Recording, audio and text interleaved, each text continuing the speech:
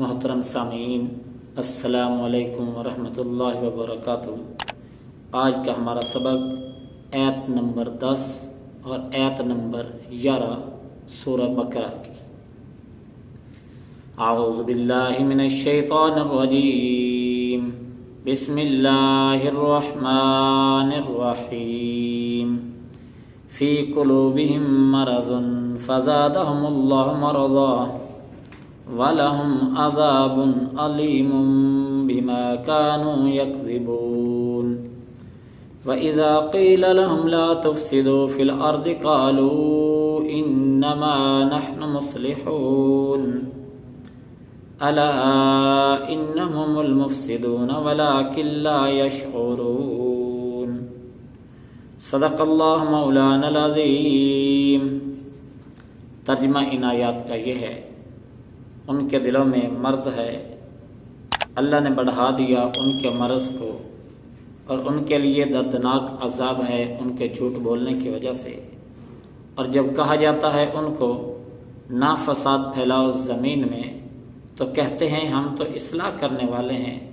سنو، یقیناً وہ فسادی ہیں لیکن وہ شعور نہیں رکھتے۔ سب سے پہلی بات تو یہ کہ فرمایا ان کے دلوں میں مرض ہے۔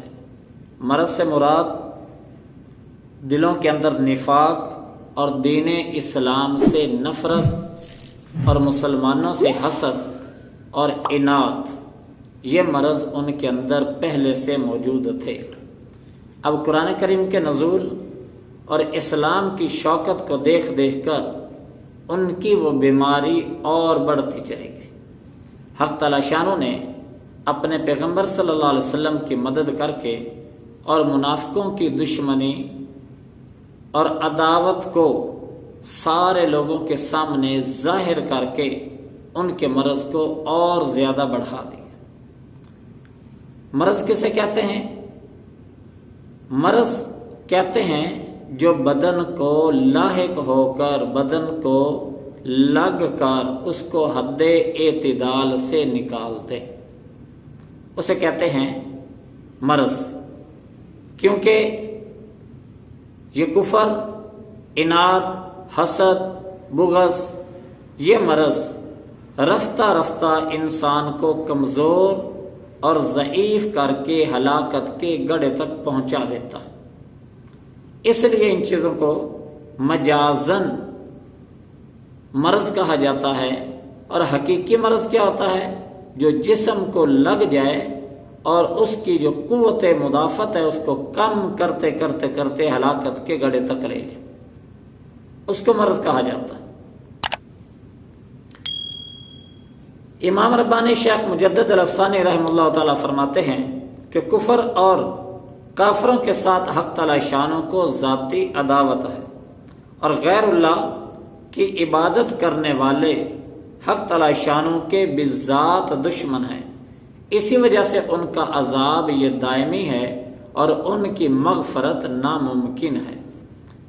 اس لیے کہ رحمت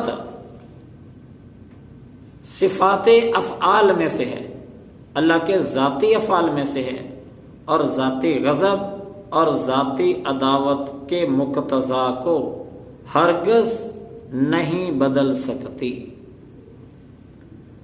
امام بزار اور امام بہقی شعب الایمان میں حضرت عبداللہ ابن عمر رضی اللہ تعالیٰ عنہ سے روایت کرتے ہیں کہ نبی کریم صلی اللہ علیہ وسلم نے ارشاد فرمایا کہ مہر لگانے والا فرشتہ عرش کا پایا پکڑے کھڑا رہتا ہے جب کوئی شخص اللہ کے حکم کی بے حرمتی کرتا ہے اور کھلم کھلا اس کی نافرمانیوں میں مبتلا ہو جاتا ہے اور اللہ کے مقابلہ میں گستاخ اور دلیر ہو جاتا ہے، تو حق تعالی شانو اس کے دل پر مہر لگانے والے فرشتے کو حکم دیتے ہیں، اور وہ فوراً اس گستاخ اور بے باک کے دل پر مہر لگا دیتا ہے، جس کے بعد وہ آدمی حق کو قبول نہیں کر سکتا۔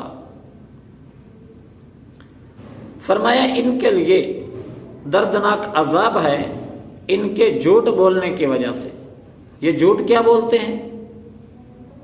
جھوٹ کیا بولتے تھے؟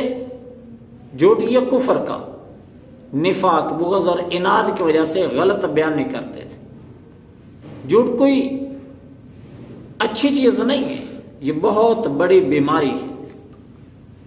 حضرت عبداللہ بن عمر رضی اللہ تعالیٰ عنہ نبی کریم صلی اللہ علیہ وسلم سے نقل کرتے ہیں کہ آپ صلی اللہ علیہ وسلم نے ارشاد فرمایا کہ جب آدمی جھوٹ بولتا ہے تو اس کے جھوٹ کی بدبو کی وجہ سے فرشتہ 1 میل دور تک چلا جاتا ہے۔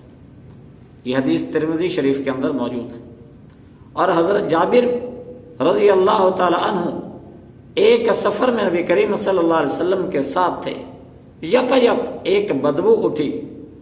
آپ صلی اللہ علیہ وسلم نے ارشاد فرمایا، جانتے ہو یہ کیسی بدبو ہے؟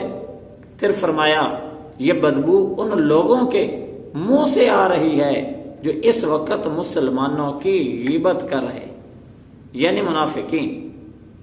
اور یہ حدیث مسند احمد کے اندر موجود ہے۔ یعنی جھوٹ یہ بھی ایک بہت بڑا گناہ اور نفرت کے قابل، اور غیبت یہ بھی ایک بہت بڑا گناہ اور یہ نفرت کے قابل۔ اور جب ان لوگوں کو کہا جاتا ہے کہ زمین کے اندر فساد نہ پھیلاؤ تو کہتے ہیں ہم تو اصلاح کرنے والے ہیں۔ کیا مطلب؟ مطلب یہ کہ یہ جو فساد پھیلاتے تھے اس کی کئی وجوہات تھی۔ پہلی وجہ، خواہشات نفسانیہ کے اندر یہ لوگ منہمک تھے، پھنسے ہوئے تھے، اس وجہ سے یہ احکام شرعیہ سے کاہل اور متنفر تھے۔ دوسری وجہ، مسلمانوں اور کافروں دونوں کے پاس آتے جاتے تھے اور اپنی قدر و منزلت دونوں طرف بنانا چاہتے تھے۔ تیسری وجہ، کفار سے نرمی، مدارات اور مخالطت سے پیش آتے تھے اور امور دین کی مخالفت پر، کفار پر اصلاً مزاحمت نہ کرتے تھے۔ یعنی ان سے کسی قسم کی کوئی لڑائی، کوئی جھگڑا نہیں ہے۔ لڑائی اور جھگڑا ہے تو وہ مسلمانوں سے، کافروں سے کسی قسم کا کوئی لڑائی اور جھگڑا نہیں ہے۔